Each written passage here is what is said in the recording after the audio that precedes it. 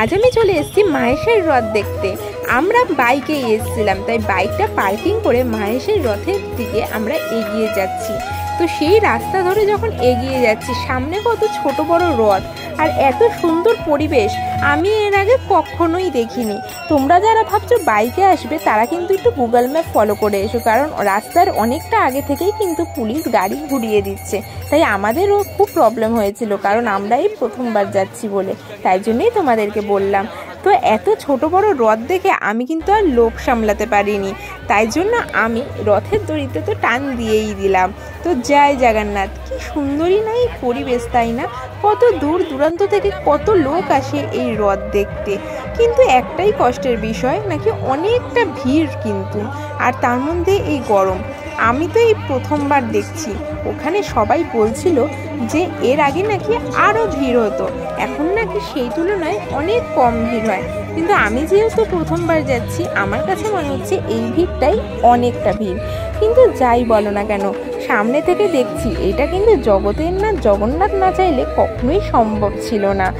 আর বলে রাখি, এই রথটা কিন্তু 50 ফুট উচ্চতায়, আর এর 12টা চাকা রয়েছে।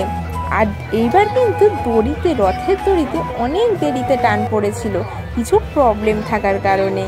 তো 500 বছর আগে সন্ন্যাসী ধ্রুবানন্দ ব্রহ্মচারী পুরীতে গিয়েছিলেন জগন্নাথ দেবকে নিজে রেঁধে ভোগ খাওয়াবেন বলে, কিন্তু সেখানকার সেবকরা তাতে রাজি হয় না। তিনি শোকে দুঃখে স্নান খাওয়া ত্যাগ করেন। তখন একদিন স্বপ্নে তার দেবদর্শন হয়। জগন্নাথ দেব তাকে নির্দেশ দেন মাহেশে যেতে। সেখানে গিয়ে এক বৃষ্টি ভেজা রাতে সন্ন্যাসী ধ্রুবানন্দ ব্রহ্মচারী গঙ্গায় ভাসমান 3টি নিম কাঠ পান। এই কাঠ দিয়েই তিনি জগন্নাথ, বলরাম, সুভদ্রার মূর্তি তৈরি করেন। আজও এই মূর্তিগুলি মাহেশে পূজিত হয়। প্রতি 12 বছর অন্তর মূর্তির অঙ্গ মার্জনা করা হয়। তো এতক্ষণ কিন্তু আমরা এত উচ্ছ্বাসের সঙ্গে এই যে রথটা দেখতে পেলাম, যেন আর আমরা এত ভিড় ঠেলেও জগন্নাথকে দেখব বলে আমাদের কষ্টটা যেন কষ্টই মনে হচ্ছিল না। এত লোকের গরমে সাফোকেশন, সাথে সোয়েট তো হবেই, কিন্তু কিছু করার নেই। এগুলো যেন কিছুই মনে হচ্ছিল না জগন্নাথকে দেখার আনন্দে।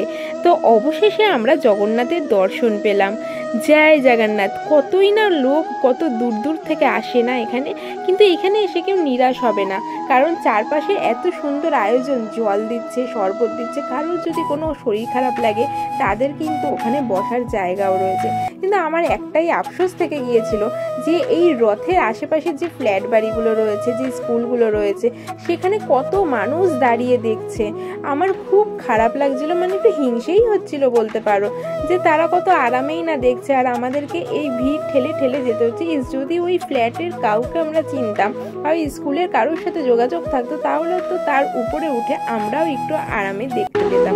কিন্তু কি করা যাবে, জগন্নাথ যেভাবে আমাদেরকে দর্শন দিতে চাইবেন তাকে তো সেইভাবেই দর্শন করতে হবে। তিনি চাইছেন যে আমরা যাতে ভিড় ঠেলে তাকে দর্শন করি, তাই তিনি যখন চাইছেন তাতে আর কার বাধা দেওয়ার স্বাদ আছে বলো?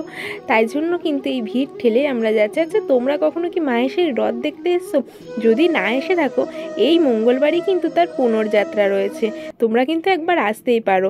এই মাহেশের রথের সামনেই মানে কিছুটা দূরেই কিন্তু তার মাসি বাড়ি। ওই মাসি বাড়িতেও কিন্তু রথটা দাঁড়ানো রয়েছে, সেখানেও কিন্তু জগন্নাথ, সুভদ্রা, বলরাম রয়েছে। যারা যারা দেখতে চাও তারা কিন্তু এখন গিয়েও দেখতে পারো। আর পাশে কিন্তু বিরাট বড় একটা মেলা হচ্ছে, তো মেলাতেও তোমরা যেতে পারো। আর কারা কারা এই বছর রথ কোথায় কোথায় দেখলে সেটা আমাকে কমেন্ট বক্সে জানিও। রথ দেখতে দেখতে অনেকটা রাত হয়ে গিয়েছে, এখন আমাদের বাড়ি ফেরার পালা। তো চলো, টাটা, একটা সাবস্ক্রাইব করে দিও।